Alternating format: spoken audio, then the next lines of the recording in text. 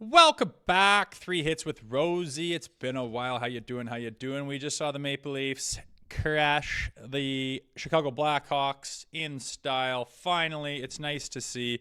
I mean, that's how it looks when you play those bottom feeder teams and you are the dominant, clearly better team. That's how it looks.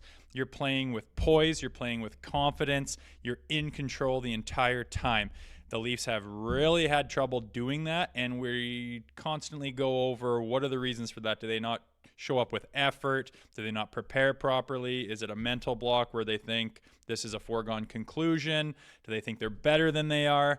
Whatever the reasons are, when you're better than a team, you can get to that point where they were tonight, where it feels like they're in cruise control. And the only way to do it is to show up, put in the effort, prepare like it's a tough game. There's no easy games in the NHL, and you got to put in the effort and you got to do everything right. And when you do so, you can run through a team like they did tonight. Hopefully, they're learning their lessons and we can put all this crap behind us between us talking about them losing to terrible teams. I know Columbus was just a little while ago, but hopefully we're done talking about that garbage. This game, I was most impressed by the fact that they spread out their offense. They got a little bit from the D. They spread it around the forwards. Everyone was chipping in. That's a sign of a solid team, a winning team that can get the job done in all different scenarios when they're getting help from everyone. It wasn't just one guy getting hot and winning the game on his own shoulders. That's another positive to me. Two, they're talking about Justin Holl coming back in tomorrow or next game, and does Connor Timmins stay in and whatnot? I mean, he's got what, 11, 12 points in X amount of, he's got tons of points in a short amount of games. He's been out of the lineup a little bit.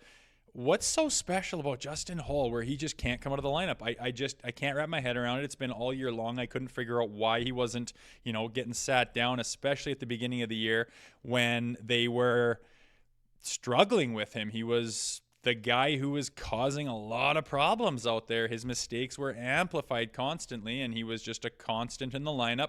Now all of a sudden he comes out. It was a bit of a story.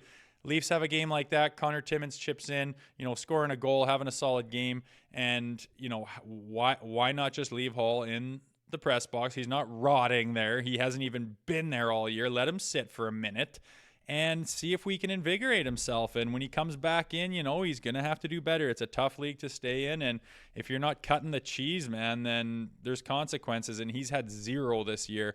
So it's nice to see other people jump in. It just shows the depth of the back end, which is, number 3, why I don't think we need to, work too hard or sell the farm to help out our back end. We're quite deep back there. I'm more of a bottom 6 guy where we can add.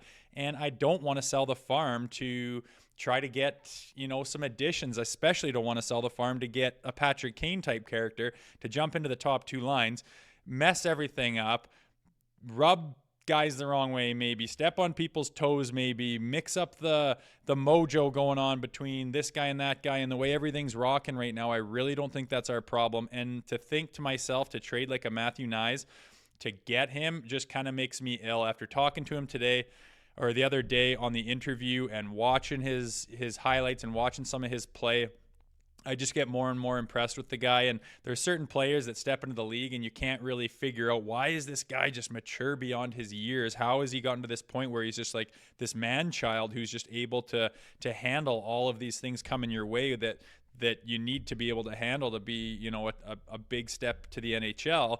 And that guy just seems to have it in spades, man. I mean, I think about, maybe he wins a national championship here this year at Minnesota. Maybe he wins the Hobey Baker. Then maybe he signs a contract with the Toronto Maple Leafs, gets a few games under his belt. I think he'd probably fit well on the third line. What if he elevates the play of like Kerfoot or Engvall or someone like that, and he just really complements those guys well? A player of that caliber can really help out some guys on his line mates. All of a sudden, you've got such a well-rounded forward group. You didn't have to give anyone away or sell anything, and this guy could really make a big difference. I think he's that type of a player, and the thought of getting rid of him for some kind of a rental just makes me a little bit ill. So I hope that does not happen, but hey, only time's going to tell.